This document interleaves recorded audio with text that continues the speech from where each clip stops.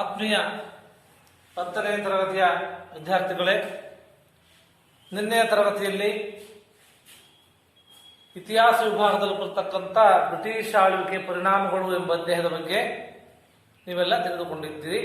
ಆ ಅಧ್ಯಾಯದಲ್ಲಿ ಬರತಕ್ಕಂಥ ಆಡಳಿತ ಮತ್ತು ನ್ಯಾಯಾಂಗ ವ್ಯವಸ್ಥೆ, ಅದರಲ್ಲಿ ನಾಗರಿಕ ಸೇವೆಗಳು, ಪೊಲೀಸ್ ವ್ಯವಸ್ಥೆ, ನ್ಯಾಯಾಂಗ ವ್ಯವಸ್ಥೆ, ನಂತರ ಸೈನ್ಯ ವ್ಯವಸ್ಥೆ ಈ ಬಗ್ಗೆ ನೀವೆಲ್ಲ ತಿಳಿದುಕೊಂಡಿದ್ದೀರಿ. ಅದರ ಜೊತೆಗೆ ಈ ಭೂಕಂದಾಯ ನೀತಿಗಳು, ಬ್ರಿಟಿಷರ ಕಾಲದಲ್ಲಾದಂತಹ ಭೂಕಂದಾಯ ನೀತಿಗಳು, ಅದರಲ್ಲಿ ಪ್ರಮುಖವಾಗಿ ಈ ಒಂದು 3 ಕಂದಾಯ ನೀತಿಗಳು ಬರ್ತವೆ: ಕಾಯಂ ಜಮೀನ್ದಾರಿ ಪದ್ಧತಿ, ರೈತವಾರಿ ಪದ್ಧತಿ ಮತ್ತು ಮಹಲ್ವಾರಿ ಪದ್ಧತಿ ಅಂತೇಳಿ. ಈ ಒಂದು ಬ್ರಿಟಿಷರ ಕಂದಾಯ ನೀತಿಯಿಂದ ಕೆಲವು ಪರಿಣಾಮಗಳನ್ನು ಸಹ ಕೇಳಿದ್ದೀವಿ. ಅದರಿಂದಾದ ಪರಿಣಾಮಗಳು. ನಂತರ ಈ ಆಧುನಿಕ ಶಿಕ್ಷಣ ಆರಂಭ ಆಯಿತು.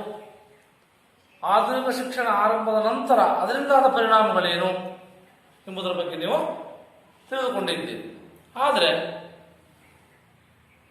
ಇಂದಿನ ತರಗತಿಯಲ್ಲಿ ಸಂವಿಧಾನಾತ್ಮಕ ಬೆಳವಣಿಗೆ ಬಗ್ಗೆ ನಾವು ಅಧ್ಯಯನ ಮಾಡೋಣ. ಸಂವಿಧಾನಾತ್ಮಕ ಬೆಳವಣಿಗೆ.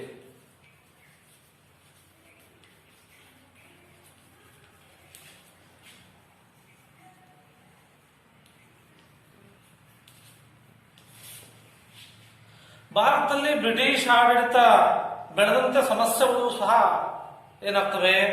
ಬೆಳೆಯುವುದು. ಈ ಒಂದು ಸಮಸ್ಯೆಗಳ ನಿವಾರಣೆಗಾಗಿ ಆಡಳಿತ ಕ್ಷೇತ್ರದಲ್ಲಿ ಸುಧಾರಣೆಯನ್ನು ತರ್ತಕ್ಕಂಥದ್ದು ಪ್ರಮುಖವಾಗಿತ್ತು. ಈ ಸುಧಾರಣೆಗಳು ಭಾರತೀಯರ ಬೇಡಿಕೆಗೆ ಸ್ಪಂದಿಸುವಂತಿರಬೇಕಾಗಿತ್ತು. ಆಗ ಬ್ರಿಟಿಷರು ಕಾಲಕ್ಕೆ ಕೆಲವು ನಿಯಮಗಳನ್ನ, ಕಾಯ್ದೆಗಳನ್ನ ಏನ್ ಮಾಡ್ತಾರೆ? ಕಾಯ್ದೆ ರೂಪದಲ್ಲಿ ಜಾರಿಗೆ ತರತಕ್ಕಂಥ ಪ್ರಯತ್ನವನ್ನು ಬ್ರಿಟಿಷರು ಮಾಡ್ತಾರೆ. ಆದ್ದರಿಂದ ಈ ರೀತಿಯ ಕಾಯ್ದೆಗಳನ್ನ ಭಾರತ ಸಂವಿಧಾನಿಕ ಬೆಳವಣಿಗೆ ಸಹಕಾರಿಯಾಗ್ತವೆ. ಆ ಕಾಯ್ದೆಯಲ್ಲಿ ಕೆಲವು ಕಾಯ್ದೆಗಳ ಬಗ್ಗೆ ನಾವು ಇವತ್ತು ಅಧ್ಯಯನ ಮಾಡಬೇಕಾಗಿದೆ. ಅದರಲ್ಲಿ ಈಸ್ಟ್ ಇಂಡಿಯಾ ಕಂಪನಿ ಆಳ್ವಿಕೆ ಅವಧಿಗಳಲ್ಲಿ ಜಾರಿಗೊಂಡಂತ ಕಾಯ್ದೆಗಳು 1773ರಿಂದ 1858ರವರೆಗಿದ್ದು 1858. ಅದರಲ್ಲಿ ಪ್ರಮುಖವಾಗಿರ್ತಕ್ಕಂಥ ಕಾಯ್ದೆ 1773ರಲ್ಲಿ ರೆಗ್ಯುಲೇಟಿಂಗ್ ಕಾಯ್ದೆ ಅಂತೇಳಿ.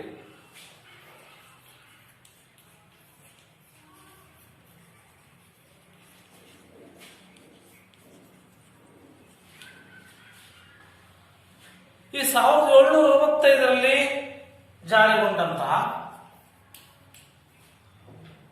ದಿವಾನಿ ಹಕ್ಕು ನಿಮಗೆಲ್ಲ ಕೇಳಿದೆ. ದಿವಾನಿ ಹಕ್ಕು ಅಂದ್ರೇನೋ?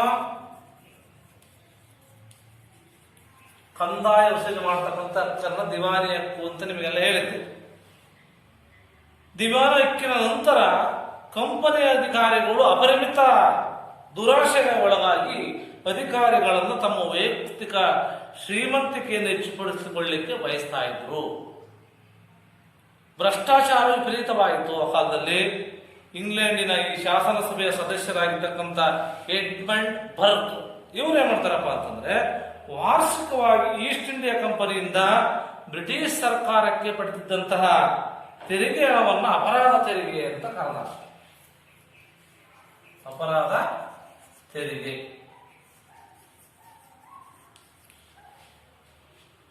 ಈ ಕರೆದಾಗ ಇದನ್ನು ತೀಕ್ಷ್ಣವಾಗಿ ಟೀಕಿಸ್ತಾನೆ. ಕಂಪನಿ ಅಧಿಕಾರಿಗಳು ಭಾರತ ನಡೆತಕ್ಕಂಥ ಅನೈತಿಕ ವ್ಯವಹಾರಗಳು ಗೊತ್ತಿದ್ರೂ ಸಹ ಯಾವುದೇ ಕ್ರಮವನ್ನು ಜರುಗಿಸಲಿಲ್ಲ, ಸುಮ್ಮನಿದ್ರು. ಅವರು ಹೀಗೆ ಹೇಳಲಿಕ್ಕೆ ಕಾರಣ ಆಗಿತ್ತು. ಏನೇ ಕ್ರಮವನ್ನು ಇವರು ಜರುಗಿಸಲಿಲ್ಲ. ತಾವು ಭ್ರಷ್ಟಾಚಾರ ನಡೀತಾ ಇದ್ದಿದ್ದು ಇವರು ಸಂಪಾದಿಸಿದಂಥ ಹಣದ ಪ್ರಮಾಣ ಎಷ್ಟಿತ್ತೆಂದ್ರೆ ಇಂಗ್ಲೆಂಡಿನ ರಾಜಕೀಯ ವ್ಯವಸ್ಥೆಯನ್ನ ಬುಡಮೇಲು ಮಾಡತಕ್ಕಂಥ ಪರಿಸ್ಥಿತಿ, ಇಂತಕ್ಕಂಥ ಆತಂಕದಲ್ಲಿ ಇಂಗ್ಲೆಂಡಿನ ಅನೇಕರಿಗಿತ್ತಂತೆ. ಈ ಹಿನ್ನೆಲೆಯಲ್ಲಿ ಈ ಒಂದು ರೆಗ್ಯುಲೇಟಿಂಗ್ ಕಾಯ್ದೆಯನ್ನ 1773ರಲ್ಲಿ ಇವರು ಜಾರಿಗೆ ತರ್ತಾರೆ. ಈ ಕಾಯ್ದೆಯಲ್ಲಿ ಬರ್ತಕ್ಕಂಥ ಪ್ರಮುಖ ಲಕ್ಷಣಗಳೇನೆಂದರೆ, ರೆಗ್ಯುಲೇಟಿಂಗ್ ಕಾಯ್ದೆಯ ಲಕ್ಷಣಗಳು.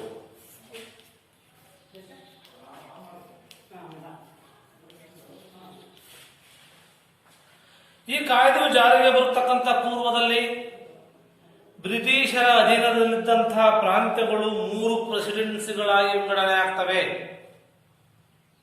ಪ್ರೆಸಿಡೆನ್ಸಿಗಳು ಅವುಗಳಲ್ಲಿ ಬಂಗಾಳ, ಮುಂಬೈ ಮತ್ತು ಮದ್ರಾಸ್. ಬಂಗಾಳ, ಮುಂಬೈ ಮತ್ತು ಮದ್ರಾಸ್ ಇವೆಲ್ಲ 3 ಪ್ರೆಸಿಡೆನ್ಸಿಗಳಾಗಿ ವಿಭಾಗ ಆಗ್ತವೆ ಈ ಒಂದು ಕಾಯ್ದೆಯ ಪ್ರಕಾರ. ಅವುಗಳು ಪ್ರತ್ಯೇಕವಾಗಿಯೂ ಮತ್ತು ಸ್ವತಂತ್ರವಾಗಿಯೂ ಸಹ ಕಾರ್ಯವನ್ನು ನಿರ್ವಹಿಸ್ತಾ ಇದ್ವು. ಈ ಕಾಯ್ದೆ ಪ್ರಕಾರ ಬಂಗಾಳದ ಪ್ರೆಸಿಡೆನ್ಸಿಯು ಉಳಿದ 2 ಪ್ರೆಸಿಡೆನ್ಸಿಗಳ ಮೇಲೆ ಅಧಿಕಾರವನ್ನು ಪಡೆಯುತ್ತೆ. ಮದ್ರಾಸ್ ಮತ್ತೆ ಮುಂಬೈನ ಅಧಿಕಾರವನ್ನು ಈ ಒಂದು ಬಂಗಾಳ ಪ್ರೆಸಿಡೆನ್ಸಿ ಪಡೆಯುತ್ತೆ. ಇದು 1ನೇ ಕಾಯ್ದೆಯ ಪ್ರಮುಖ ಅಂಶ. 2ನೇದೇನಪ್ಪ ಅಂದ್ರೆ ಬಂಗಾಳದ ಗವರ್ನರನ್ನು 3 ಪ್ರೆಸಿಡೆನ್ಸಿಗಳಿಗೆ ಗವರ್ನರ್ ಜನರಲ್ ಆದನು. ನಂತರ ಗವರ್ನರ್ ಜನರಲ್ ಇಲ್ಲದೆ ಬಾಂಬೆ, ಮದ್ರಾಸುಗಳಿಗೆ ಗವರ್ನರ್ ಜನರಲ್ ಇಲ್ಲ. ಅವ್ರಿಗೆ ಏನ್ ಮಾಡ್ತಾ ಇದ್ರಪ್ಪ ಅಂದ್ರೆ ಈ ಒಂದು ನಿರ್ದೇಶಿಸುವಂತಹ, ನಿಯಂತ್ರಿಸುವಂತಹ, ಮೇಲ್ವಿಚಾರಣೆ ಮಾಡ್ತಕ್ಕಂತಹ ಒಂದು ಅಧಿಕಾರವನ್ನ ಈ ಕಾನೂನು ನೀಡಿತು. ನಂತರ ಬಂಗಾಳ ಸರ್ಕಾರದ ಮತ್ತು ಇಂಗ್ಲೆಂಡಿನ ನಿರ್ದೇಶಕ ಮಂಡಳಿ ಪೂರ್ವಾನುಮತಿ ಇಲ್ಲದೆ ಬಾಂಬೆ ಮತ್ತು ಮದ್ರಾಸ್ ಸರ್ಕಾರಗಳು ಯಾರ ಮೇಲೂ ಯುದ್ಧವನ್ನ ಘೋಷಣೆ ಮಾಡಂಗಿಲ್ಲ ಅಥವಾ ಶಾಂತಿ ಸಂಧಾನವನ್ನು ಸಹ ನಡೆಸುವಂತಿಲ್ಲ. ತೀರಾ ತುರ್ತಾದ ಸಂದರ್ಭಗಳಲ್ಲಿ ಮಾತ್ರ, ಎಮರ್ಜೆನ್ಸಿ ಹೇಳ್ತೀವಲ್ಲ, ಆ ಸಂದರ್ಭದಲ್ಲಿ ಈ ಒಂದು ನಿಬಂಧನೆಗಳಿಗೆ ವಿನಾಯಿತಿಯನ್ನ ಕೊಡಲಾಗಿದೆ. ನಂತರ ಈ ಒಂದು ಕಾಯ್ದೆ ಇನ್ನೊಂದು ನಿಬಂಧನೆ ಏನಪ್ಪಾ ಅಂತಂದ್ರೆ, ಕಲ್ಕತ್ತಾದಲ್ಲಿ ಈ ಕಾಯ್ದೆಯ ಮೇರೆಗೆ ಸುಪ್ರೀಂ ಕೋರ್ಟ್ ಅನ್ನು ಸ್ಥಾಪನೆ ಮಾಡ್ತಾರೆ. ಕೇಳ್ತಾರೆ, ನಿಮಗೆ ಎಕ್ಸಾಮ್ ಕೇಳಬಹುದು ವಿದ್ಯಾರ್ಥಿಗಳು, ಏನಂತ? ಸುಪ್ರೀಂ ಕೋರ್ಟ್ ಸ್ಥಾಪನೆಗೆ ಅವಕಾಶ ಮಾಡಿಕೊಟ್ಟಂತ ಕಾಯ್ದೆ ಯಾವುದು ಅಂತ ಹೇಳ್ತೀರಿ? 1773ರ ರೆಗ್ಯುಲೇಟಿಂಗ್ ಕಾಯ್ದೆ ಈ ಒಂದು ಕಲ್ಕತ್ತಾದಲ್ಲಿ ಸುಪ್ರೀಂ ಕೋರ್ಟ್ ಅನ್ನು ಸ್ಥಾಪನೆ ಮಾಡಲಿಕ್ಕೆ ಅವಕಾಶ ಮಾಡಿಕೊಟ್ಟಂತ ಕಾಯ್ದೆ. ಈ ಕೇಂದ್ರ ನ್ಯಾಯಾಲಯದಲ್ಲಿ ಒಬ್ಬರು ಮುಖ್ಯ ನ್ಯಾಯಾಧೀಶರು ಮತ್ತೆ 3 ಜನ ಸಾಮಾನ್ಯ ನ್ಯಾಯಾಧೀಶರು ಕಾರ್ಯನಿರ್ವಹಿಸ್ತಾ ಇದ್ರು ಇಲ್ಲಿ ಸುಪ್ರೀಂ ಕೋರ್ಟಿನಲ್ಲಿ. ಹೀಗೆ ರೆಗ್ಯುಲೇಟಿಂಗ್ ಕಾಯ್ದೆ ತನ್ನ ಹೆಸರೇ ಸೂಚಿಸುವಂತೆ ಕಂಪನಿಯನ್ನು ಒಳಗೊಂಡಂತೆ ಒಟ್ಟಾರೆ ಭಾರತದಲ್ಲಿ ಬ್ರಿಟಿಷ್ ಆಡಳಿತ ವ್ಯವಸ್ಥೆಯನ್ನ ಇಂಗ್ಲೆಂಡಿನ ಸರ್ಕಾರದ ಅಧೀನಕ್ಕೆ ತರ್ತಕ್ಕಂಥ ಬಹುದೊಡ್ಡ ನಿರ್ಣಯವನ್ನಾಗಿ ಮಾಡಿತ್ತು ಅಂತ ನಾವು ಹೇಳ್ಬೋದು. ಈ ರೀತಿಯಾಗಿ ಈ ಒಂದು ಪ್ರಮುಖವಾಗಿರ್ತಕ್ಕಂಥ ಮೊದಲನೇ ಕಾಯ್ದೆ ಯಾವ್ದಪ್ಪ ಅಂತಂದ್ರೆ ರೆಗ್ಯುಲೇಟಿಂಗ್ ಕಾಯ್ದೆ.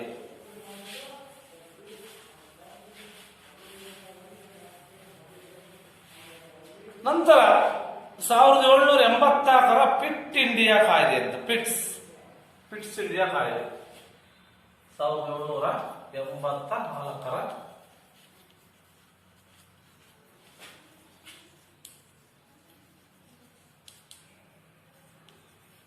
ಕಾಯ್ದೆ.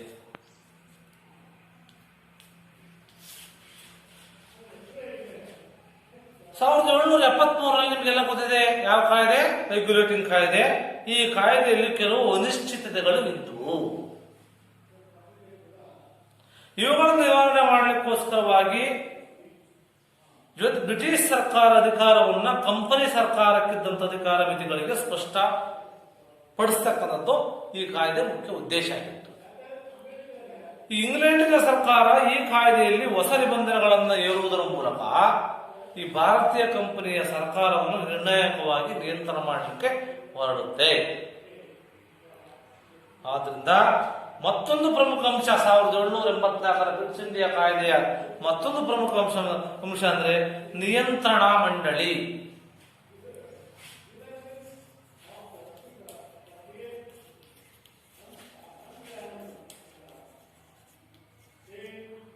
ನಿಯಂತ್ರಣ ಮಂಡಳಿ ಅಂದ್ರೆ ಈ board of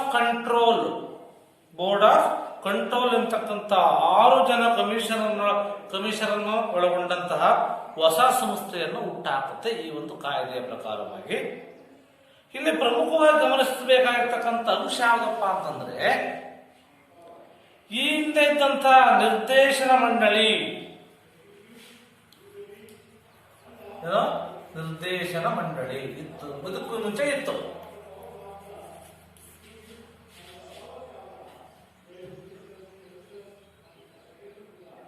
court of directors ಜಾಗದಲ್ಲಿ ನಿಯಂತ್ರಣ ಮಂಡಳಿಯನ್ನ, ನಿಯಂತ್ರಣ ಮಂಡಳಿ ಅಂದ್ರೆ ಬೋರ್ಡ್ ಆಫ್ ಕಂಟ್ರೋಲ್. ಇದು ಏನರ್ಥಪ್ಪ ಅಂದ್ರೆ ಉಟ್ಕೊಳ್ಳುತ್ತೆ. ಈ ಮಂಡಳಿ ನಾಗರಿಕ, ಮಿಲಿಟರಿ ಮತ್ತು ಕಂದಾಯ ವಿಷಯಗಳಲ್ಲಿ ನಿರ್ದೇಶನ ಮಾಡ್ತಕ್ಕಂಥ, ನಿಯಂತ್ರಣ ಮಾಡ್ತಕ್ಕಂಥ ಮತ್ತು ಮೇಲ್ವಿಚಾರಣೆ ನೀಡತಕ್ಕಂಥ ಅಧಿಕಾರವನ್ನು ಪಡೆದಿತ್ತು. ನಿರ್ದೇಶನ ಮಾಡಬಹುದು, ನಿಯಂತ್ರಣ ಮಾಡಬಹುದು ಮತ್ತೆ ಮೇಲ್ವಿಚಾರಣೆ ಮಾಡಬಹುದು. ಯಾವ ವಿಷಯಕ್ಕೆ? ಕಂದಾಯ ವಿಷಯಕ್ಕೆ ಈ ಒಂದು ಕಾಯ್ದೆ ಪ್ರಕಾರವಾಗಿ.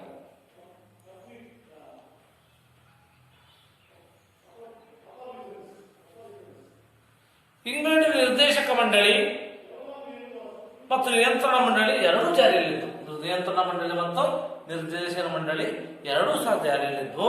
ಈ ಭಾರತೀಯ ಏನಪ್ಪಾ ಅಂದ್ರೆ ತಮ್ಮ ಸಾರ್ವಭೌಮವನ್ನ ಬ್ರಿಟಿಷ್ ರಾಜಸತ್ತೆಯ ರೂಪ ಹೆಸರಲ್ಲಿ ಪಡೆದಿದ್ದಾರೆ ಹೊರತು ವಿನಃ ಅವರ ಸ್ವಂತ ಸೊತ್ತಲ್ಲ, ಸ್ವಂತ ಹಕ್ಕಲ್ಲ ಎಂದು ಈ ಕಾಯ್ದೆ ಹೇಳುತ್ತೆ. ಏನಂತ ಹೇಳುತ್ತೆ? ಭಾರತೀಯರು ತಮ್ಮ ಸಾರ್ವಭೌಮವನ್ನ ಬ್ರಿಟಿಷ್ ರಾಜಸತ್ತೆಯ ಹೆಸರಲ್ಲಿ ಪಡೆದಿದ್ದಾರೆ ಮಾತ್ರ ಹೊರತು ಅವರದೇ ಸ್ವಂತ ಹಕ್ಕಲ್ಲ ಎಂದು ಈ ಕಾಯ್ದೆಯಲ್ಲಿ ಹೇಳುವ ಮೂಲಕ ಭಾರತೀಯರ ರಾಜಕೀಯ ಹಕ್ಕುಗಳನ್ನ ನಿರ್ಣಾಯಕವಾಗಿ ಏನಾಗುತ್ತೆ ಅಂದ್ರೆ ಮೊಟ ಕೊಡತಕ್ಕಂಥ ಕೆಲಸವನ್ನ ಈ ಒಂದು ಕಾಯ್ದೆ ಪ್ರಕಾರ ಆಗುತ್ತೆ. ಈ ಕಾಯ್ದೆ ಭಾರತದಲ್ಲಿದ್ದಂತಹ ಕಂಪನಿ ಅಧೀನ ಪ್ರದೇಶ, ಇಂಗ್ಲೆಂಡಿನ ಸರ್ಕಾರವೇ ಅಂತಿಮ ಸಾರ್ವಭೌಮ. ಭಾರತದಲ್ಲಿ ಏನು ಇಂಗ್ಲೆಂಡಿನ ಸರ್ಕಾರ ಇದೆ ಅದೇ ನಮ್ಮ ಸಾರ್ವಭೌಮ ಅಂತ ಘೋಷಣೆ ಮಾಡತಕ್ಕಂಥ ಕೆಲಸವನ್ನ ಈ ಒಂದು 1784ರ ಇಟ್ಸ್ ಇಂಡಿಯಾ ಕಾಯ್ದೆ ಹೇಳುತ್ತೆ. ಇದಾದ ನಂತರ ಇವೆರಡೂ ಕಾಯ್ದೆ ಆದ ನಂತರ ಈ ಚಾರ್ಟರ್ ಕಾಯ್ದೆಗಳು ಅಂತ ಬರ್ತವೆ. ಚಾರ್ಟರ್ ಕಾಯ್ದೆಗಳು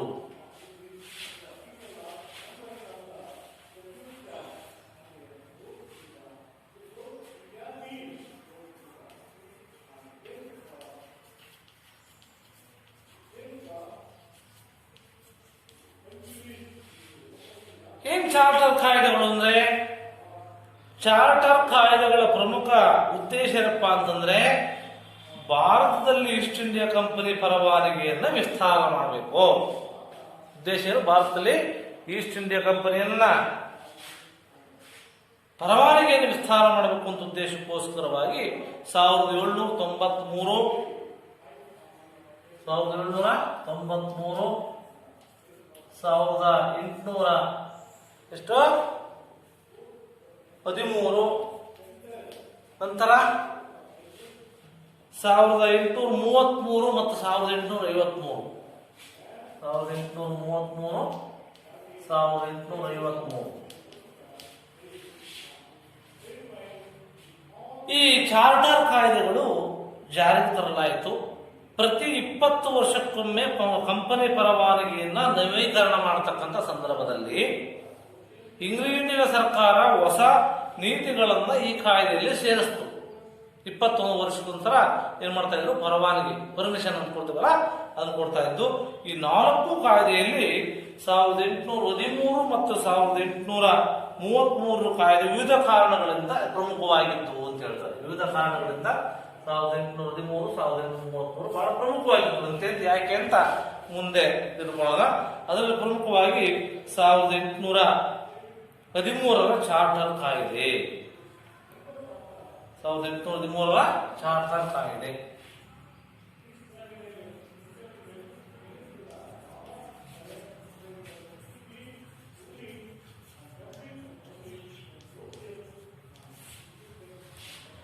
ಈ ಕಾಯ್ದೆ ಈಸ್ಟ್ ಇಂಡಿಯಾ ಕಂಪನಿ ಮುಂದಿನ 20 ವರ್ಷಗಳು ಭಾರತದಲ್ಲಿರ್ತಕ್ಕಂಥ ಅಧಿಕಾರವನ್ನ ಪಡೆಯುತ್ತೆ.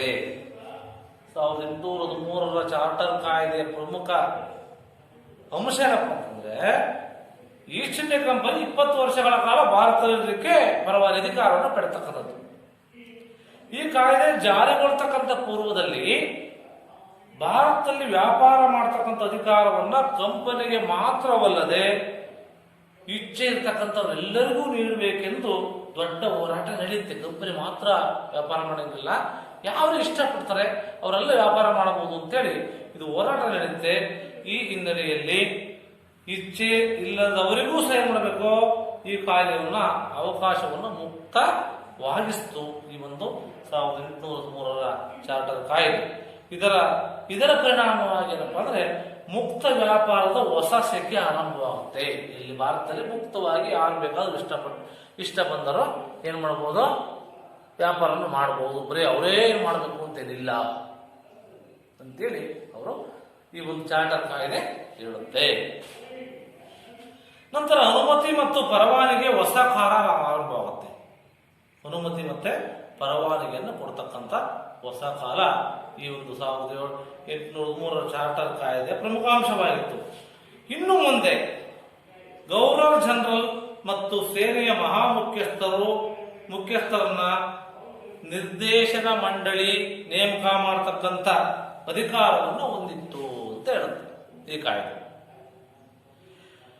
ನಂತರ ಚರ್ಚ್ಗಳಿಗೆ ಭಾರತಕ್ಕೆ ಪ್ರವೇಶಿಸತಕ್ಕಂಥ ಅಧಿಕೃತ ಅವಕಾಶ ನೀಡಲಾಯಿತು. ಚರ್ಚ್ಗಳಿಗೆ ಭಾರತಕ್ಕೆ ಪ್ರವೇಶಿಸತಕ್ಕಂಥ ಅಧಿಕಾರವನ್ನು ಈ ಕಾಯ್ದೆ ಕೊಡುತ್ತೆ. ಭಾರತೀಯರಲ್ಲಿ ಹೊಸ ಜ್ಞಾನವನ್ನ ಪಸರಿಸುವ, ಅವರ ನೈತಿಕ ಮತ್ತು ಧಾರ್ಮಿಕ ಬದುಕನ್ನ ಎತ್ತರಿಸತಕ್ಕಂಥ ಜವಾಬ್ದಾರಿಯನ್ನ ಮಿಷನರಿ ಸಂಸ್ಥೆಗಳು ಏನ್ ಮಾಡ್ತವೆ, ನಿರ್ವಹಿಸಬೇಕು ಅಂತೇಳಿ ಒಂದು ನಿರ್ದೇಶನವನ್ನ ಈ ಒಂದು 1813ರ ಚಾರ್ಟರ್ ಕಾಯ್ದೆ ಕೊಡುತ್ತೆ. ಇದರಿಂದ ಹೆಚ್ಚಿನ ಪ್ರಮಾಣದಲ್ಲಿ ಭಾರತದಲ್ಲಿ ಕ್ರೈಸ್ತ ಮಿಷನರಿಗಳು ಭಾರತಕ್ಕೆ ಬರತೊಡಗುವುದು. ಉದ್ದೇಶ ಶಿಕ್ಷಣವನ್ನು ಕೊಡಲಿಕ್ಕೋಸ್ಕರವಾಗಿ ಕ್ರೈಸ್ತ ಧರ್ಮದ ಪ್ರಚಾರ ಆಗುತ್ತೆ. ಈ ಸಂದರ್ಭದಲ್ಲಿ ಅದಕ್ಕೆ ಅವಕಾಶ ಕೊಡ್ತು. ಅದ್ರ ಜೊತೆಗೆ ಇಂಗ್ಲಿಷ್ ಶಿಕ್ಷಣದ ಒಂದು ವಿಸ್ತರಣೆ ಹೆಚ್ಚಾಗುತ್ತೆ. ಈ ಎಲ್ಲಾ ಮೇಲಿನ ಕಾರಣದಿಂದ ಈ ಯಾಕೆ ಮುಖ್ಯವಾಗಿತ್ತು ಅಂತ ಹೇಳಿದ್ರೆ ಅಂದ್ರೆ ಈ ಎಲ್ಲಾ ಪ್ರಮುಖ ಕಾರಣಗಳಿಂದ ಈ ಒಂದು ಚಾರ್ಟರ್ 1803ರ ಚಾರ್ಟರ್ ಕಾಯ್ದೆ ಈ ಒಂದು ಚಾರಿತ್ರಿಕವಾಗಿತ್ತು ಅಂತ ನಾವೆಲ್ಲ ತಿಳಿದುಕೊಳ್ಳಬಹುದು. ನಂತರ ಬರ್ತಕ್ಕಂಥದ್ದು 1833ರ ಚಾರ್ಟರ್ ಕಾಯ್ದೆ. 1833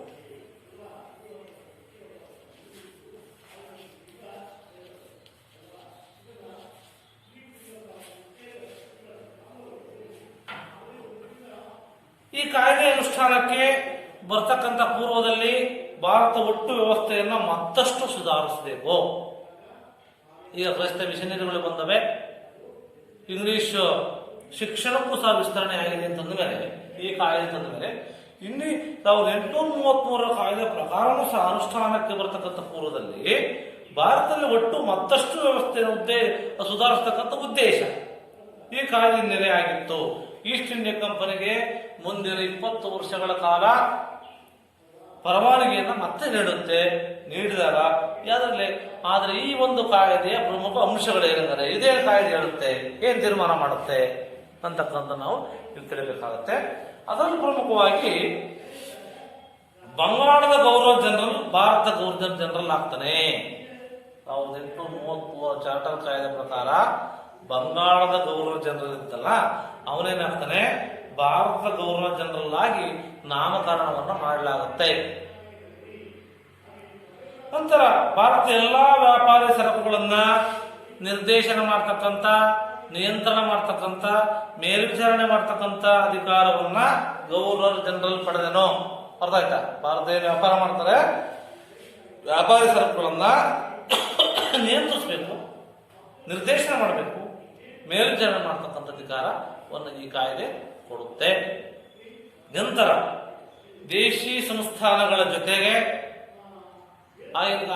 ಹಿಂದೆ ಸಂಸ್ಥಾನಗಳು ಹೈದರಾಬಾದ್ ಸಂಸ್ಥಾನ, ಜುನಾಗಢ ಸಂಸ್ಥಾನ ಅಂತಿದ್ದು ಎಲ್ಲ ಈ ಒಂದು ದೇಶೀಯ ಸಂಸ್ಥಾನಗಳ ಜೊತೆಗೆ ಶಾಂತಿ, ಯುದ್ಧ, ರಾಜತಾಂತ್ರಿಕ ಸಂಬಂಧದ ಎಲ್ಲಾ ವಿಷಯಗಳನ್ನ ಬಂಗಾಳದ ಕೇಂದ್ರ ಸರ್ಕಾರವೇ ತೀರ್ಮಾನ ಮಾಡತಕ್ಕಂಥಕ್ಕನ್ನ ಇಲ್ಲಿ ಹೊಂದಿತು. ಏನಾದ್ರೂ ದೇಶ ಸಂಸ್ಥಾನಗಳು ಯುದ್ಧ ಆಗಬೇಕು, ಶಾಂತಿ ಇರಬೇಕು ಅಂತಂದ್ರೆ, ನಂತರ ರಾಜತಾಂತ್ರಿಕ ಸಂಬಂಧಗಳು ಬೇಕು ಅಂತಂದ್ರೆ ಈ ಒಂದು ಬಂಗಾಳದ ಕೇಂದ್ರ ಸರ್ಕಾರವೇ ಆ ತೀರ್ಮಾನ ಮಾಡಬೇಕು ಅಂತೇಳಿ ಹೇಳುತ್ತೆ. ನಂತರ ಗವರ್ನರ್ ಜನರಲ್ನ ಕಾರ್ಯಾಂಗ ಸಭೆಯಲ್ಲಿ ಉಳಿದ ಸದಸ್ಯರ ಜೊತೆ ಗವರ್ನರ್ ಜನರಲ್ನಿಗೆ ಯಾವುದಾದರೂ ವಿಷಯದ ಮೇಲೆ ಒಮ್ಮತ ಮೂಡಕ್ಕಾಗಲಿಲ್ಲ, ಒಮ್ಮತ ಬರಲಿಲ್ಲ. ಆ ಸಂದರ್ಭದಲ್ಲಿ ಏನಪ್ಪ ಅಂದ್ರೆ ಅವರು ಬಹುಮತದ ನಿರ್ಣಯವನ್ನ ತಿರಸ್ಕಾರ ಮಾಡಬಹುದು, ಬಹುಮತದ ನಿರ್ಣಯವನ್ನ ತಿರಸ್ಕರಿಸಬಹುದು. ಇದ್ದಂತ ಕಾರಣಗಳನ್ನು ಲಿಖಿತ ರೂಪದಲ್ಲಿ ಇಲ್ಲಿ ಸಲ್ಲಿಸಲಾಗುತ್ತೆ, ಲಿಖಿತ ರೂಪದಲ್ಲಿ ಸಲ್ಲಿಸಲಾಗುತ್ತೆ. ನಂತರ ಧರ್ಮ, ಬಣ್ಣ ಮತ್ತು ಹುಟ್ಟಿನ ಆಧಾರದ ಮೇಲೆ ನಾವು ಆ ಧರ್ಮ, ಈ ಧರ್ಮ, ಆ ಜಾತಿ, ಈ ಜಾತಿ ಇಂತಕ್ಕಂಥ ಹುಟ್ಟಿನ ಆಧಾರದ ಮೇಲೆ ಏನ್ ಮಾಡಂಗಿಲ್ಲ, ತಾರತಮ್ಯ ಮಾಡುವಂತಿಲ್ಲ ಎಂಬುದನ್ನು ಈ ಕಾಯ್ದೆ ನಿರ್ದೇಶನ ಮಾಡುತ್ತೆ. ನಂತರ ಗವರ್ನರ್ ಜನರಲ್ನ ಕಾರ್ಯಾಂಗ ಸಭೆಗೆ ಈ ಒಂದು ನ್ಯಾಯಾಂಗ ಪರಿಣಿತರನ್ನ ಸದಸ್ಯರನ್ನಾಗಿ ನೇಮಕ ಮಾಡುತ್ತೆ. ಇದರ ಪ್ರಮುಖ ಅಂಶ ಮಾಡಿಕೊಳ್ಬೇಕಾಗಿತ್ತು. ನಂತರ ಎಲ್ಲಾ ಬ್ರಿಟಿಷ್ ವ್ಯಾಪಾರಿ ಕಂಪನಿಗಳಿಗೆ ಭಾರತಕ್ಕೆ ಬರಲಿಕ್ಕೆ ಮುಕ್ತ ಪರವಾನಿಗೆ, ಎಲ್ಲಾ ಬ್ರಿಟಿಷ್ ವ್ಯಾಪಾರಿ ಕಂಪನಿ ಯಾರಾದ್ರೂ ಬರಬಹುದು ಅಂತೇಳಿ ಮುಕ್ತವಾಗಿರ್ತಕ್ಕಂಥ ಅವಕಾಶವನ್ನ 1833 ಚಾರ್ಟರ್ ಕಾಯ್ದೆ ಆ ಒಂದು ವ್ಯಾಪಾರಿ ಕಂಪನಿಗಳಿಗೆ ಪರವಾನಗಿಯನ್ನು ಕೊಡ್ತಕ್ಕಂಥ ಕೆಲಸ ಈ ಒಂದು ಚಾರ್ಟರ್ ಕಾಯ್ದೆ ಮಾಡಿತ್ತು. ಈ ಕಾಯ್ದೆ 1830ರ ದಶಕದ ಭಾರತದ ಆಂತರಿಕ ಮತ್ತು ಇಂಗ್ಲೆಂಡಿನಲ್ಲಿ ವಿವಿಧ ರಾಜಕೀಯ ವಿದ್ಯಮಾನಗಳ ಮೇಲೆ ಬೆಳಗಿಸತಕ್ಕಂಥ ಕೆಲಸವನ್ನ ಈ ಒಂದು ಚಾರ್ಟರ್ ಕಾಯ್ದೆ 33 ಚಾರ್ಟರ್ ಕಾಯ್ದೆ ಅವಕಾಶ ಮಾಡಿಕೊಡುತ್ತೆ. ಇದಾದ ನಂತರ ಬ್ರಿಟಿಷ್ ಸರ್ಕಾರದ ಮೇಲೆ ನೇರ ಆಳ್ವಿಕೆಯಲ್ಲಿ ಜಾರಿಗೊಂಡಂತ ಕಾಯ್ದೆಗಳು, ಬ್ರಿಟಿಷ್ ಸರ್ಕಾರದ ಮೇಲೆ ನೇರವಾಗಿ ಕೆಲವು ಕಾಯ್ದೆಗಳನ್ನು ಜಾರಿಗೆ ತಂದರು. ಅದರಲ್ಲಿ ಪ್ರಮುಖವಾಗಿ 1858ರಿಂದ 1947ರವರೆಗೆ.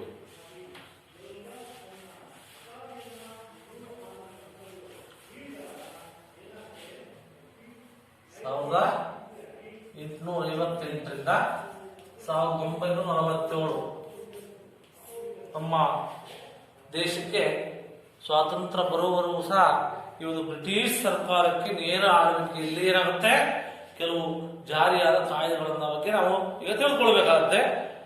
ಈಸ್ಟ್ ಇಂಡಿಯಾ ಕಂಪನಿ ದುರಾಡಳಿತ, ಈಸ್ಟ್ ಇಂಡಿಯಾ ಕಂಪನಿಯ ದುರಾಡಳಿತ ಹಾಗೂ ಭಾರತದ ವಿರೋಧಿ ಕಾಯ್ದೆಗಳಿಂದಾಗಿ ಭಾರತ ಕೆಲವು ಕಾಯ್ದೆಗಳನ್ನು ವಿರೋಧ ಮಾಡ್ತಾ ಇತ್ತು. ಈ ಕಾಯ್ದೆಗಳಿಂದಾಗಿ 1757 ನಿಮಗೆಲ್ಲ ಗೊತ್ತಿದೆ ಸಿಪಾಯಿ ದಂಗೆ ಅಂತ ನಡೆಯುತ್ತೆ. 1857 ಸಿಪಾಯಿ ದಂಗೆ ಅಥವಾ ಭಾರತದ ಸ್ವಾತಂತ್ರ್ಯ ಸಂಗ್ರಾಮ ನಡೆಯುತ್ತೆ. ಇದರಿಂದಾಗಿ ಕಂಪನಿ ಆಡಳಿತ ಬ್ರಿಟನ್ ರಾಣಿಗೆ ಹಸ್ತಾಂತರವಾಗುತ್ತೆ. ಕಂಪನಿ ಆಡಳಿತ ಏನಾಗುತ್ತೆ, 1857 ಸಿಪಾಯಿ ದಂಗೆ.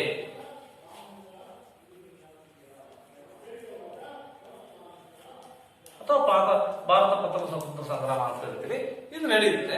ಇದರ ಪ್ರಕಾರವಾಗಿ ಈ ಒಂದು ಕಂಪನಿಯ ಆಡಳಿತದಲ್ಲಿ ಹೋಗುತ್ತೆ, ಈ ಒಂದು ಬ್ರಿಟನ್ನ ರಾಣಿಗೆ ವಿಸ್ತಾರವಾಗುತ್ತೆ. ಈ ಅವಧಿಯಲ್ಲಿ ಜಾರಿಗೆ ಬಂದಂತಹ ಪ್ರಮುಖ ಕಾಯ್ದೆಗಳೆಂದರೆ ಭಾರತ ಸರ್ಕಾರ ಕಾಯ್ದೆ 1858 ಯಾವುದು ಭಾರತ ಸರ್ಕಾರ ಕಾಯ್ದೆ. 1861ರಲ್ಲಿ ಮತ್ತೆ 1892, 1909, 1919, 1935 ಕಾಯ್ದೆಗಳು ಭಾರತದಲ್ಲಿ ವಿವಿಧ ಕಾಲಘಟ್ಟದಲ್ಲಿ ರೂಪ ತಾಳುತ್ತವೆ. ರಾಜಕೀಯ ಬೆಳವಣಿಗೆ ಹಿನ್ನೆಲೆಯಲ್ಲಿ ಮೇಲೆ ತಿಳಿಸಿದ ಪ್ರತಿ ಕಾಯ್ದೆಯ ಚಾರಿತ್ರಿಕ ಪ್ರಾಮುಖ್ಯತೆಯನ್ನ ನಾವು ಅರ್ಥೈಸಿಕೊಳ್ಳಬೇಕಾಗಿದೆ. ಅದರಲ್ಲಿ ಪ್ರಮುಖವಾಗಿರ್ತಕ್ಕಂಥ ಕಾಯ್ದೆ ಈ ಅವಧಿಯಲ್ಲಿ ಮೊದಲನೇದಾಗಿ ಭಾರತ ಸರ್ಕಾರದ ಕಾಯ್ದೆ.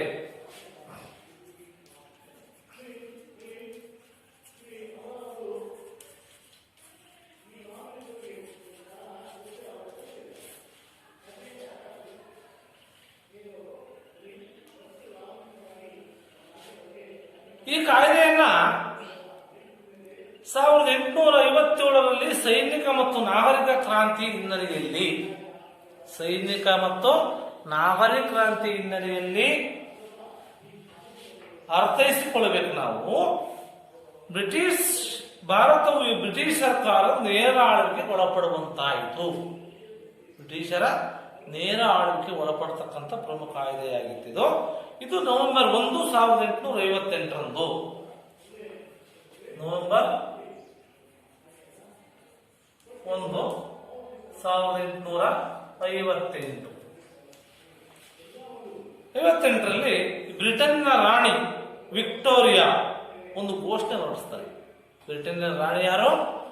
ವಿಕ್ಟೋರಿಯಾ ಅಂತಕ್ಕಂಥ ಒಂದು ಘೋಷಣೆ ಹೊರಡಿಸ್ತಾರೆ. ಏನ್ ಘೋಷಣೆಪ್ಪ ಅಂತಂದ್ರೆ, ತಮ್ಮ ಆಡಳಿತದ ಅವಧಿಯಲ್ಲಿ ಭಾರತದ ಎಲ್ಲಾ ಕ್ಷೇತ್ರದಲ್ಲೂ ಅಭಿವೃದ್ಧಿಯನ್ನು ಪಡಿಸಲಾಗುವುದು ಒಂದು ಘೋಷಣೆ ಮಾಡ್ತಾಳೆ. ಅರ್ಥ ಆಯ್ತು ನಿಮಗೆ? 1858ರ ಕಾಯ್ದೆ ಪ್ರಕಾರವಾಗಿ ನವೆಂಬರ್ 1, 1858ರಲ್ಲಿ ಘೋಷಣೆ ಮಾಡ್ತಾರೆ, ಭಾರತದ ಎಲ್ಲಾ ಕ್ಷೇತ್ರಗಳ ಅಭಿವೃದ್ಧಿಯನ್ನು ಪಡಿಸಲಾಗುವುದೆಂದು ಘೋಷಣೆ ಮಾಡ್ತಾರೆ. ಈ ಕಾಯ್ದೆಯಲ್ಲಿರ್ತಕ್ಕಂಥ ಪ್ರಮುಖ ಅಂಶಗಳೇನಾದರೆ ಆ ರೀತಿ ಘೋಷಣೆ ಮಾಡಿ ಆಯಿತು. ಅದ್ರಲ್ಲಿ ಬರ್ತಕ್ಕಂಥ ಪ್ರಮುಖ ಅಂಶಗಳು ಯಾವುದಪ್ಪ ಅಂತಂದ್ರೆ, ಈಸ್ಟ್ ಇಂಡಿಯಾ ಕಂಪನಿ ಮಾನ್ಯತೆ ರದ್ದುಗೊಳಿಸಲಾಯಿತು. ಈಸ್ಟ್ ಇಂಡಿಯಾ ಕಂಪನಿಯ ಮಾನ್ಯತೆಯನ್ನು ರದ್ದುಗೊಳಿಸಿ ಈ ಒಂದು ಭಾರತವನ್ನ ರಾಣಿಯರ ಆಡಳಿತಕ್ಕೆ ವರ್ಗಾಯಿಸಲಾಯಿತು. ಹೋಯ್ತು, ಏನಾಯ್ತು? ಈಸ್ಟ್ ಇಂಡಿಯಾ ಕಂಪನಿ ಮಾನ್ಯತೆ ಇಲ್ಲ ಈಗ. ಯಾಕೆಂದ್ರೆ ಈಗ ಬ್ರಿಟನ್ ರಾಣಿಗೆ ಹಸ್ತಾಂತರವನ್ನು ಮಾಡಲಾಗುತ್ತೆ, ವರ್ಗಾಯಿಸಲಾಗುತ್ತೆ ಈ ಕಾಯ್ದೆ ಪ್ರಕಾರವಾಗಿ. ನಂತರ ಗವರ್ನರ್ ಜನರಲ್ ಹುದ್ದೆಯನ್ನ ಪದನಾಮವನ್ನ ಬದಲಾಯಿಸಿ, ಗವರ್ನರ್ ಜನರಲ್ ಅಂತಿದ್ದು ಬಂಗಾಳದಲ್ಲಿ ಗವರ್ನರ್ ಜನರಲ್ ಅಂತಿದ್ದ, ಇವೆಲ್ಲ ಗೊತ್ತಿದ್ದಾವಾ? ಅದನ್ನ ಹುದ್ದೆಯನ್ನ ಬದಲಾಯಿಸಿ ಇಲ್ಲಿ ವೈಸ್ರಾಯ್ ಅಂತ, ವೈಸ್ರಾಯ್ ಅಂತೇಳಿ ಆ ಪದನಾಮವನ್ನು ತೆಗೆದು ಬಿಡ್ತಾರೆ. ಗವರ್ನರ್ ಜನರಲ್ ಹುದ್ದೆಯನ್ನ ವೈಸ್ರಾಯ್ ಎಂಬ ಪದನಾಮವನ್ನ ನೀಡಿ ವೈಸ್ರಾಯ್ ಆಗಿ, ಮೊಟ್ಟ ಮೊದಲ ವೈಸ್ರಾಯ್ ಆಗಿ ಲಾರ್ಡ್ ಕ್ಯಾನಿಂಗ್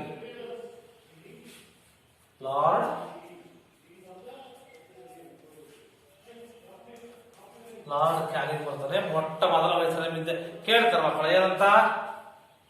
ಭಾರತದಲ್ಲಿ ಮೊಟ್ಟ ಮೊದಲ ವೈಸ್ರಾಯ್ ಆಗಿ ಬಂದಂತ ಯಾರಪ್ಪ ಅಂತಂದ್ರೆ ಲಾರ್ಡ್ ಕ್ಯಾನಿಂಗ್. ಯಾಕೆಂದ್ರೆ ಈ ಒಂದು ಈಸ್ಟ್ ಇಂಡಿಯಾ ಕಂಪನಿ ಇಲ್ಲ ಈಗ, ಯಾವುದೋ ಗವರ್ನರ್ ಜನರಲ್ ಹುದ್ದೆ ಇಲ್ಲ, ಈ ವೈಸ್ರಾಯ್ ಆಗಿ ಇದಾಯಿತು ಈ ಒಂದು 1858ರ ಕಾಯ್ದೆಯ ಪ್ರಕಾರವಾಗಿ. ನಂತರ secretary of state for India ಸ್ಥಾನವನ್ನ ಬ್ರಿಟಿಷ್ ಸರ್ಕಾರ ಏನ್ ಮಾಡತ್ತಪ್ಪ ಅಂದ್ರೆ ಸೃಷ್ಟಿಸಿ ಬ್ರಿಟಿಷ್ ಮಂತ್ರಿಮಂಡಲ ಸದಸ್ಯರಾಗಿದ್ದಂತ ಇವರು ಭಾರತದ ಆಡಳಿತವನ್ನು ನೋಡಿಕೊಡ್ತಕ್ಕಂಥ ಜವಾಬ್ದಾರಿಯನ್ನ ಇವೇನ್ ಮಾಡ್ತಾರೆ, ಹೊಂದ್ತಾರೆ. ಯಾರು? ಲಾರ್ಡ್ ಕ್ಯಾನಿಂಗ್ ರವರು. ಮೊಟ್ಟ ಮೊದಲ ವೈಸ್ರಾಯ್ ಲಾರ್ಡ್ ಕ್ಯಾನಿಂಗ್ ರವರು. ನಂತರ ಇವರಿಗೆ ಸಹಾಯ ಮಾಡಲಿಕ್ಕೆ 15 ಸದಸ್ಯರನ್ನೊಳಗೊಂಡಂತಹ ಭಾರತದ ಮಂಡಳಿ ಅಥವಾ ಕೌನ್ಸಿಲ್ ಆಫ್ ಇಂಡಿಯಾ ಅಂತೇಳಿ, ಭಾರತ ಮಂಡಳಿ ಅಥವಾ ಕೌನ್ಸಿಲ್ ಆಫ್ ಇಂಡಿಯಾ.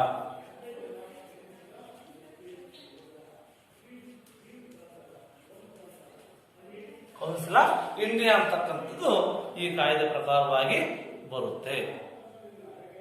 ಇದು ಭಾರತ ಸರ್ಕಾರದ ಕಾಯ್ದೆ ಮತ್ತು ಅದರ ಪ್ರಮುಖ ಅಂಶಗಳು ಯಾವುವು ಅಂತೇಳಿ. ನಂತರ ಬರ್ತಕ್ಕಂಥದ್ದು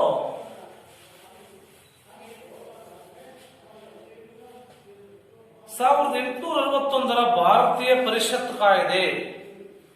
1861ರ ಭಾರತೀಯ ಪರಿಷತ್ ಕಾಯ್ದೆ.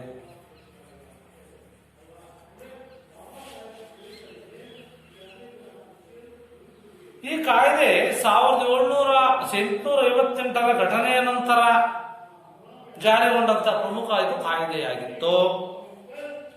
ಈ ಕಾಯ್ದೆ ಮೂಲಕ ಭಾರತೀಯರಿಗೆ ಶಾಸನ ರೂಪಿಸ್ತಕ್ಕಂಥ ಪ್ರಕ್ರಿಯೆಯಲ್ಲಿ ಏನಾಗ್ತಾ ಇತ್ತು, ಸ್ಥಾನವನ್ನು ಕೊಡಲಾಯಿತು. ಶಾಸನವನ್ನು ರೂಪಿಸ್ತಕ್ಕಂಥ ಪ್ರಕ್ರಿಯೆಗೆ ಸ್ಥಾನವನ್ನು ಕೊಡಲಾಗುತ್ತೆ. ಭಾರತೀಯರು ಬ್ರಿಟಿಷರ ಬಗ್ಗೆ ಇದ್ದಂತಹ ತಿಳಿದಿರ್ತಕ್ಕಂಥ ಅಭಿಪ್ರಾಯಗಳನ್ನ ತಿಳಿಸಲಿಕ್ಕೆ ಈ ಒಂದು ಭಾರತೀಯರಿಗೆ ಪ್ರಾಧಾನ್ಯತೆಯನ್ನ ನೀಡತಕ್ಕಂಥ ಕಾಯ್ದೆ ಈ ಒಂದು 1861ರ ಕಾಯ್ದೆಯಾಗಿತ್ತು. ಹಾಗಾಗಿ ಈ ಒಂದು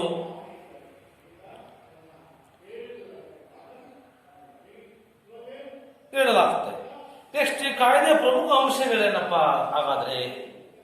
ಈ ಕಾಯ್ದೆಯ ಪ್ರಮುಖ ಅಂಶಗಳೇನಪ್ಪ ಅಂತಂದ್ರೆ, ಈ ಒಂದು ವೈಸ್ರಾಯ್ ಕೌನ್ಸಿಲ್ಗೆ ಭಾರತೀಯರನ್ನ ಅಧಿಕಾರೇತರ ಸದಸ್ಯರನ್ನಾಗಿ, ವೈಸ್ರಾಯ್ ಸಮಿತಿಯಿಂದ ಬರೆಯಿತ್ತು, ಆ ಒಂದು ಕೌನ್ಸಿಲ್ಗೆ ಭಾರತೀಯರನ್ನ ಅಧಿಕಾರೇತರ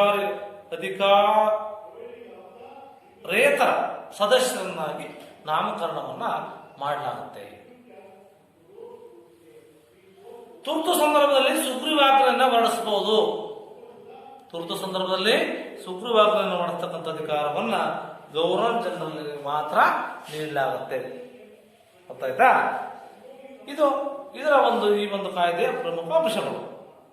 ನಂತರ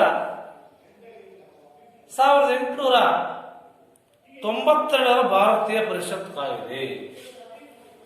1892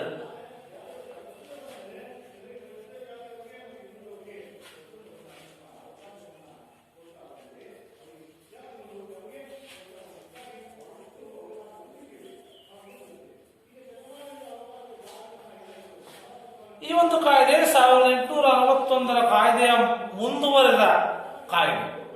1861ರ ಕಾಯ್ದೆ ಮುಂದುವರೆದಂತಹ ಕಾಯ್ದೆಯಾಗಿತ್ತು. 1892ರ ಕಾಯ್ದೆ ಭಾರತೀಯರಿದ್ದಂತಹ ಶಾಸನ ಸಭೆಗಳ ಪ್ರಾಧಾನ್ಯವನ್ನ ಮತ್ತಷ್ಟು ವಿಸ್ತರಿಸಿತು. ಅದು ಶಾಸನ ಸಭೆಗಳಲ್ಲಿ ಪ್ರಾಧಾನ್ಯತೆಯನ್ನು ಕೊಟ್ಟಿತ್ತು, ಆದರೆ ಅದನ್ನ ಇನ್ನೂ ಹೆಚ್ಚಾಗಿ ವಿಸ್ತರಣೆ ಮಾಡ್ತಾ ಹೋಗುತ್ತೆ. ಅದು ಈ ಒಂದು 1892ರ ಒಂದು ಕಾಯ್ದೆ. ಕಾಂಗ್ರೆಸ್ ಸಂಘಟನೆಯು ಬ್ರಿಟಿಷರ ಆಡಳಿತದ ಬಗ್ಗೆ, ಕಾಂಗ್ರೆಸ್ ಸಂಘಟನೆ ಬ್ರಿಟಿಷ್ ಆಡಳಿತದ ಬಗ್ಗೆ ತಳೆದ ವಿಮರ್ಶಾತ್ಮಕ ನಿಲುವಿನ ಹಿನ್ನೆಲೆಯಲ್ಲಿ, ತಳೆದಂತಹ ವಿಮರ್ಶಾತ್ಮಕ ಒಂದು ನಿಲುವಿನ ಹಿನ್ನೆಲೆಯಲ್ಲಿ ಭಾರತೀಯರಿಗೆ ಪ್ರಾಧಾನ್ಯತೆಯನ್ನ ಇಲ್ಲಿ ಹೆಚ್ಚು ಮಾಡಲಾಯಿತು. ಹಾಗಾದ್ರೆ ಈ ಒಂದು ಕಾಯ್ದೆಯ ಪ್ರಮುಖ ಅಂಶಗಳೇನೆಂದರೆ, ಇದೇನು ಪ್ರಮುಖ ಅಂಶ ಏನು ಹೇಳುತ್ತೆ ಅಂತಂದ್ರೆ, ಕೇಂದ್ರ ಮತ್ತು ಪ್ರಾಂತೀಯ ಶಾಸನ ಸಭೆಗಳಲ್ಲಿ, ಕೇಂದ್ರದಲ್ಲಿ ಮತ್ತೆ ಪ್ರಾಂತೀಯ ಶಾಸನ ಸಭೆಗಳಲ್ಲಿ ಹೆಚ್ಚುವರಿ ಸದಸ್ಯರನ್ನ ಸಂಖ್ಯೆಯನ್ನ ಅಧಿಕಗೊಳಿಸಲಾಯಿತು. ಇಲ್ಲಿ ಕೇಂದ್ರದಲ್ಲಿ ಮತ್ತು ಪ್ರಾಂತ್ಯದಲ್ಲಿ.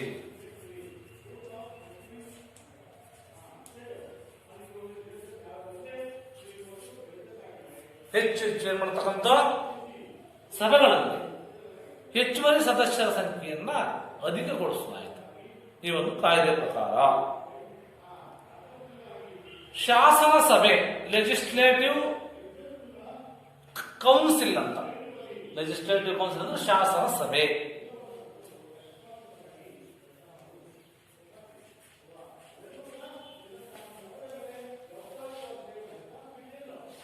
ಅಧಿಕಾರವನ್ನ ಹೆಚ್ಚಿಸಿ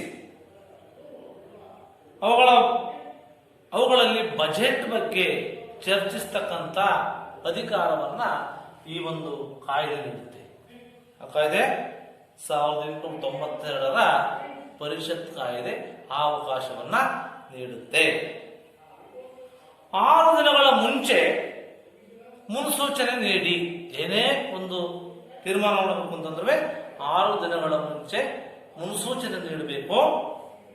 ಸಾರ್ವಜನಿಕ ಆಸಕ್ತಿಯ ವಿಷಯಗಳ ಬಗ್ಗೆ ಸರ್ಕಾರವನ್ನ ಪ್ರಶ್ನೆ ಮಾಡ್ತಕ್ಕಂಥ ಹಕ್ಕನ್ನು ನೀಡಲಾಗುತ್ತೆ. ಏನಾದರೂ ಒಂದು ಸಮಸ್ಯೆ ಇತ್ತು ಅಂದ್ರೆ ಆ ಒಂದು ಪ್ರಶ್ನೆ ಮಾಡಬಹುದು ಸರ್ಕಾರನೇ. ಆ ಒಂದು ಅವಕಾಶವನ್ನ ಈ ಒಂದು 1892ರ ಭಾರತೀಯ ಪರಿಷತ್ ಕಾಯ್ದೆ ಕೊಡುತ್ತೆ.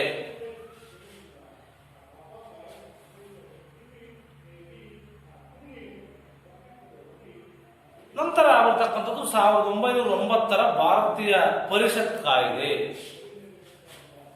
1909ರ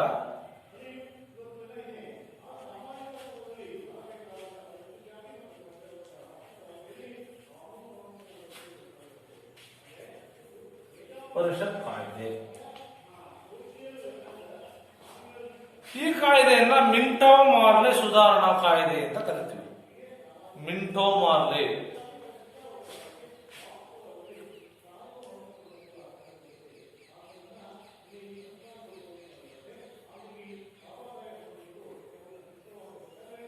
ಮಿಂಟೋ ಮಾರ್ಲೆ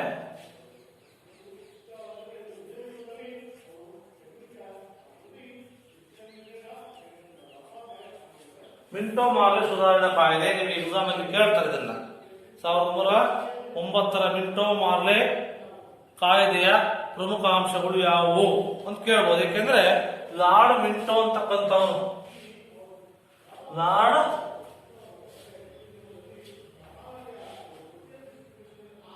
ಲಾರ್ಡ್ ಮಿಂಟೋ ಅಂತಕ್ಕಂಥವನು ಭಾರತದ ವೈಸ್ರಾಯ್ ಆಗಿದ್ದ. ಲಾರ್ಡ್ ಮಾರ್ಲೆ ಅವರ ಸೆಕ್ರೆಟರಿ ಆಫ್ ಸ್ಟೇಟ್ ಆಗಿ ಇವನು ಕಾರ್ಯವನ್ನು ನಿರ್ವಹಿಸಿದ್ದ. ಹಾಗಾಗಿ ಬ್ರಿಟಿಷರು ಭಾರತೀಯರನ್ನ ಒಡೆದು ಆಳಲಿಕ್ಕೆ ಈ ಕಾಯ್ದೆಯನ್ನು ಬಳಸಿಕೊಂಡ್ರು. ಭಾರತದಲ್ಲಿ ಬ್ರಿಟಿಷರು ಒಡೆದು ಆಳ್ಬೇಕು ನಮ್ಮನ್ನ, ಭಾರತೀಯರನ್ನ. ಅದಕ್ಕೋಸ್ಕರವಾಗಿ ಈ ಒಂದು ಕಾಯ್ದೆಯನ್ನ ಇವರು ಜಾರಿಗೊಳಿಸತಕ್ಕಂಥ ಕೆಲಸವನ್ನ ಇವರು ಮಾಡ್ತಾರೆ. ಈ ಒಂದು ಕಾಯ್ದೆಯ ಪ್ರಮುಖ ಅಂಶಗಳೇನು? 1909ರ ಕಾಯ್ದೆಯ ಪ್ರಮುಖ ಅಂಶ ಏನಪ್ಪಾ ಅಂತಂದ್ರೆ, ಕೇಂದ್ರ ಶಾಸನ ಸಭೆಯ ಸದಸ್ಯರ ಸಂಖ್ಯೆಯನ್ನ 16ರಿಂದ 60ಕ್ಕೆ ಹೆಚ್ಚಿಸಲಾಯಿತು. ಕೇಂದ್ರದಲ್ಲಿ ಶಾಸನ ಸಭೆ ಇತ್ತು ಅಲ್ವಾ, ಅದರಲ್ಲಿ 16ರಿಂದ 60ಕ್ಕೆ ಹೆಚ್ಚಿಸ್ತಾರೆ. ಏನೋ ಕೇಂದ್ರ ಶಾಸನ ಸಭೆಯ ಸದಸ್ಯರ ಸಂಖ್ಯೆ 16ಕ್ಕೆ ಹೆಚ್ಚಿಸ್ತಾರೆ. ಅದರ ಪ್ರಮುಖ ಅಂಶಗಳು, ಪ್ರಾಂತ್ಯಗಳಲ್ಲೂ ಸಹ ಶಾಸನ ಸಭೆಗಳ ಸದಸ್ಯರ ಸ್ಥಾನವನ್ನು ಹೆಚ್ಚಿಸ್ತಾರೆ. ಪ್ರಾಂತ್ಯಗಳು ಸಹ ಇದ್ದು ಅದರಲ್ಲೂ ಸಹ ಸದಸ್ಯರ ಒಂದು ಸ್ಥಾನವನ್ನ ಜಾಸ್ತಿ ಹೆಚ್ಚಿನ ಮಾಡ್ತಾರೆ. ಮೊದಲ ಬಾರಿಗೆ ಚುನಾವಣೆಯ ಮೂಲಕವಾಗಿ ಆಯ್ಕೆಯಾಗಲಿಕ್ಕೆ ಅವಕಾಶ. ಇದುವರೆಗೂ ಯಾವುದೇ ಕಾಯ್ದೆಯಲ್ಲೂ ಸಹ ಚುನಾವಣೆ ಮೂಲಕವಾಗಿ ಆಯ್ಕೆಯಾಗಲಿಕ್ಕೆ ಅವಕಾಶ ಇರಲಿಲ್ಲ. ಆದರೆ ಈ ಒಂದು 1909ರ ಕಾಯ್ದೆ ಪ್ರಕಾರವಾಗಿ ಚುನಾವಣೆ ಚುನಾವಣೆ ಮೂಲಕವಾಗಿ ಆಯ್ಕೆ ಮಾಡಲಿಕ್ಕೆ ಅವಕಾಶ ಮಾಡಿಕೊಟ್ಟಂತಹ ಕಾಯ್ದೆ ಯಾವುದು ಅಂತ ಕೇಳಬಹುದು. ನಿಮಗೆ ನೀವು ಬರೀಬೇಕಾಗುತ್ತೆ. 1909ರ ಈ ಒಂದು ಭಾರತೀಯ ಪರಿಷತ್ ಕಾಯ್ದೆ ಅಥವಾ ಮಿಂಟೋ ಮಾರ್ಲೆ ಸುಧಾರಣಾ ಕಾಯ್ದೆ ಅಂತ ಬರೀಬಹುದು. ನಂತರ ಮುಸ್ಲಿಮರಿಗೆ ಪ್ರತ್ಯೇಕ ರಾಜಕೀಯ ಪ್ರಾತಿನಿಧ್ಯ ನೀಡತಕ್ಕಂಥದ್ದು ಪ್ರಮುಖವಾಗಿದ್ದೊಂದು. ಮುಸ್ಲಿಮರಿಗೆ ಪ್ರತ್ಯೇಕವಾಗಿರ್ತಕ್ಕಂಥ ರಾಜಕೀಯ ಪ್ರಾಧಾನ್ಯತೆ ಕೊಡ್ತಕ್ಕಂಥ ಪ್ರತ್ಯೇಕ ಚುನಾವಣಾ ಮತಗಟ್ಟೆ ವ್ಯವಸ್ಥೆಯನ್ನ ಈ ಒಂದು ಕಾಯ್ದೆ ಪ್ರಕಾರವಾಗಿ ಜಾರಿ ತರಲಾಗುತ್ತೆ. ನಂತರ ಬರ್ತಕ್ಕಂಥ ಭಾರತ ಸರ್ಕಾರದ ಕಾಯ್ದೆ 1919.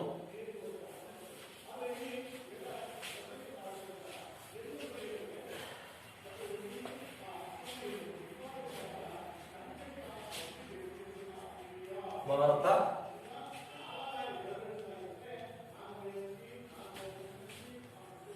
ಕಾಯ್ದೆ 1919.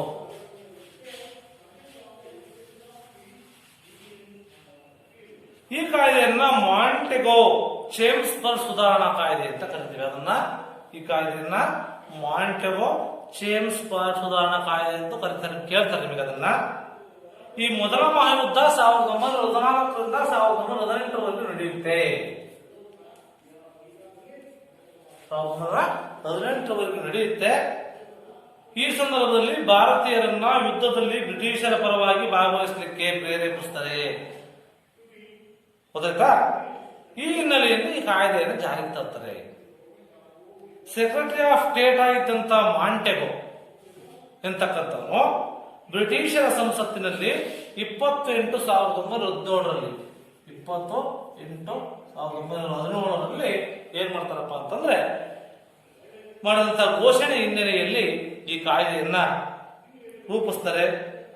ಈ ಒಂದು ಬ್ರಿಟಿಷ್ ಸರ್ಕಾರದ ಗುರಿಯಾಗಿತ್ತು ಭಾರತೀಯರಿಗೆ ಹಂತ ಹಂತವಾಗಿ ಜವಾಬ್ದಾರಿ ಸರ್ಕಾರವನ್ನು ನೀಡಬೇಕು, ಭಾರತೀಯರಿಗೆ ಹಂತ ಹಂತವಾಗಿ ಜವಾಬ್ದಾರಿ ಸರ್ಕಾರವನ್ನು ನೀಡಬೇಕು ಅಂತ ತೀರ್ಮಾನ ಮಾಡಿ ಈ ಒಂದು ಭಾರತ ವೈಸ್ರಾಯ್ ಆಗಿದ್ದಂತ ಚೇಮ್ಸ್ ಬರ್ಡ್ ಅಂತ ವೈಸ್ರಾಯ್ ಯಾರಾಗಿದ್ದ?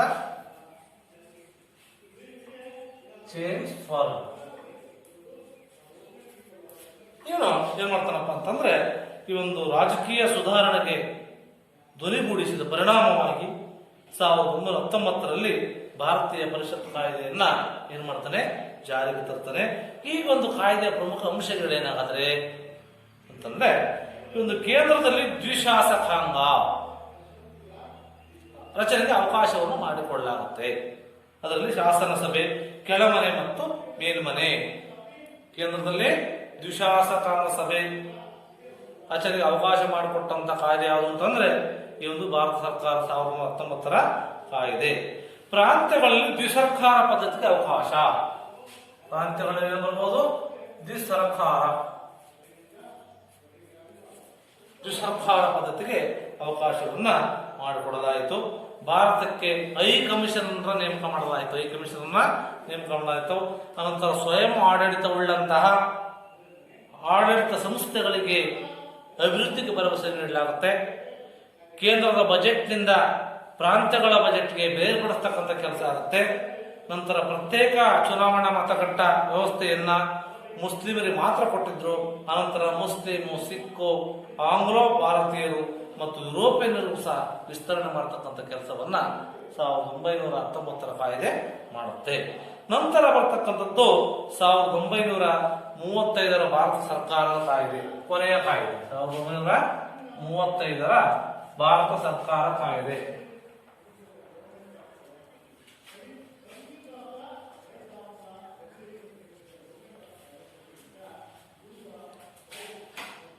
ಭಾರತ ಸಂವಿಧಾನ ರಚನೆಗೆ ಈ ಕಾಯ್ದೆ ಬುನಾದಿಯಾಗಿತ್ತು. ಸಂವಿಧಾನವನ್ನ ರಚನೆ ಮಾಡಲಿಕ್ಕೆ ಈ ಕಾಯ್ದೆ ರೂಪುಗೊಳ್ಳಲು ಮೋತಿಲಾಲ್ ನೆಹರೂರವರ ಅಧ್ಯಕ್ಷತೆಯಲ್ಲಿ ತಯಾರಾಗಿರ್ತಕ್ಕಂಥ 1828ರ ವರದಿ 1828ರ ವರದಿ ಪ್ರಕಾರವಾಗಿ ಏನಾಗುತ್ತಪ್ಪ ಅಂತಂದ್ರೆ ಈ ಒಂದು ಸಂವಿಧಾನದ ಬಹುತೇಕ ಅಂಶಗಳು ಈ ಕಾಯ್ದೆಯನ್ನು ಆಧರಿಸಿ ರಚಿತವಾಗಿದ್ದಾವೆ. ಈ ಕಾಯ್ದೆ ಭಾರತಕ್ಕೆ ಸಂಪೂರ್ಣವಾಗಿರ್ತಕ್ಕಂಥ ಸರ್ಕಾರವನ್ನ, ಜವಾಬ್ದಾರಿಯುತ ಸರ್ಕಾರವನ್ನ ರಚನೆ ಮಾಡಲಿಕ್ಕೆ ಅವಕಾಶವನ್ನು ಮಾಡಿಕೊಡುತ್ತೆ.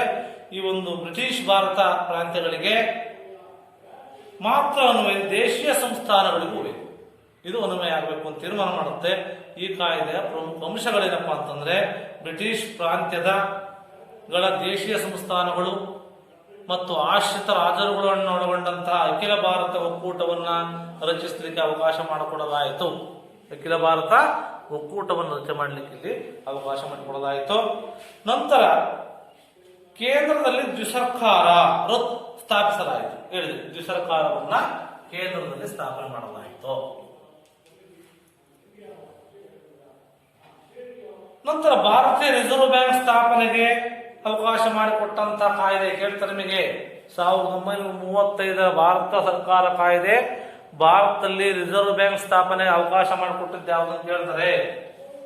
ರಿಸರ್ವ್ ಬ್ಯಾಂಕ್ ಸ್ಥಾಪನೆ ಅವಕಾಶ ಮಾಡಿಕೊಟ್ಟಂತ ಕಾಯ್ದೆ 1935ರ ಕಾಯ್ದೆ.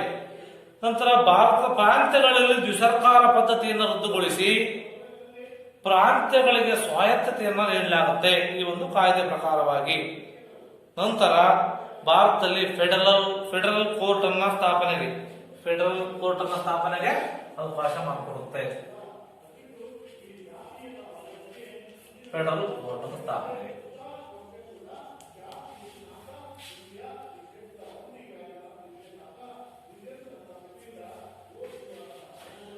ಹೀಗೆ ಭಾರತ ಸಂವಿಧಾನದ ಬೆಳವಣಿಗೆಯ ಚರಿತ್ರೆಯನ್ನು ಗುರುತಿಸಿದಾಗ ವಿವಿಧ ಕಾಲಘಟ್ಟದಲ್ಲಿ ಆದಂತಹ ರಾಜಕೀಯ ಬದಲಾವಣೆಗಳಿರ್ಬೋದು, ಕಾಯ್ದೆ ರೂಪದಲ್ಲಿ ಪ್ರಕಟವಾಗೋದ್ರ ಮೂಲಕವಾಗಿ ನಾವು ಗ್ರಹಿಸಬೇಕು. ಹೀಗೆ ಬ್ರಿಟಿಷ್ ವಸಾಹತುಶಾಹಿ ಭಾರತವನ್ನ ಆಡಳಿತವನ್ನು ನಡೆಸುತ್ತಿದ್ದಂತಹ ಸಂದರ್ಭದಲ್ಲಿ ಈ ಎಲ್ಲಾ ಕಾಯ್ದೆಗಳು ಬಂದಿದ್ದರಿಂದ ಬ್ರಿಟಿಷರ ಹಿತಾಸಕ್ತಿಗಳು ಈ ಕಾಯ್ದೆಯಲ್ಲಿ ಸೇರಿಕೊಂಡಂತೆ ಭಾರತೀಯರು ಬ್ರಿಟಿಷರ ವಿರುದ್ಧ ನಡೆಸಿದಂಥ ಹೋರಾಟ ಮತ್ತು ಆಶೋತ್ತರ ಫಲಿತಗಳು ಇವುಗಳಿರ್ತಕ್ಕಂಥದ್ದು ನಾವು ಗಮನಿಸಬೇಕಾಗಿದೆ. ಹಾಗಾಗಿ ವಿದ್ಯಾರ್ಥಿಗಳೇ, ಈ ರೀತಿಯಾಗಿ ನೀವು ಇದುವರೆಗೂ ಈ ಒಂದು ಭಾರತದಲ್ಲಿ ಯಾವ ರೀತಿ ಸಂವಿಧಾನಾತ್ಮಕ ಬೆಳವಣಿಗೆ ಆಯಿತು, ಅದರಲ್ಲಿ ಯಾವ್ಯಾವ ಕಾಯ್ದೆಗಳು ಬಂದು, ಅದರಲ್ಲಿ ರೆಗ್ಯುಲೇಟಿಂಗ್ 1773 ರೆಗ್ಯುಲೇಟಿಂಗ್ ಕಾಯ್ದೆ, ನಂತರ 1784ರಲ್ಲಿ ಕ್ವಿಟ್ ಇಂಡಿಯಾ ಕಾಯ್ದೆ, ಮತ್ತೆ ನಂತರ ಚಾರ್ಟರ್ ಕಾಯ್ದೆಗಳು ಬರ್ತವೆ. 1813, 1833ರ ಚಾರ್ಟರ್ ಕಾಯ್ದೆ, ಅನಂತರ 1858ರ ಭಾರತ ಸರ್ಕಾರದ ಕಾಯ್ದೆ, 1861ರ ಭಾರತೀಯ ಪರಿಷತ್ ಕಾಯ್ದೆ, ನಂತರ 1892ರ ಭಾರತೀಯ ಪರಿಷತ್ ಕಾಯ್ದೆ, 1909ರ ಮಿಂಟೋ ಮಾರ್ಲೆ ಸುಧಾರಣೆಗಳು, ನಂತರ 1919ರ ಭಾರತ ಸರ್ಕಾರ ಕಾಯ್ದೆ, ಅನಂತರ ಕೊನೆಯದಾಗಿ 1935ರ ಭಾರತ ಸರ್ಕಾರ ಕಾಯ್ದೆ ಬಗ್ಗೆ ಇದುವರೆಗೂ ಈ ರೀತಿಯಾಗಿ ಭಾರತದಲ್ಲಿ ಬ್ರಿಟಿಷ್ ಆಳ್ವಿಕೆ ಪರಿಣಾಮವಾಗಿ ಇವೆಲ್ಲ ಜಾರಿಗೆ ಬಂದು ಅಂತ ವಿದ್ಯಾರ್ಥಿಗಳೇ ಇದುವರೆಗೂ ಎಲ್ಲರೂ ನೀವು ತಿಳಿದುಕೊಂಡಿದ್ದೀರಿ. ಎಲ್ಲರಿಗೂ ಥ್ಯಾಂಕ್ಸ್.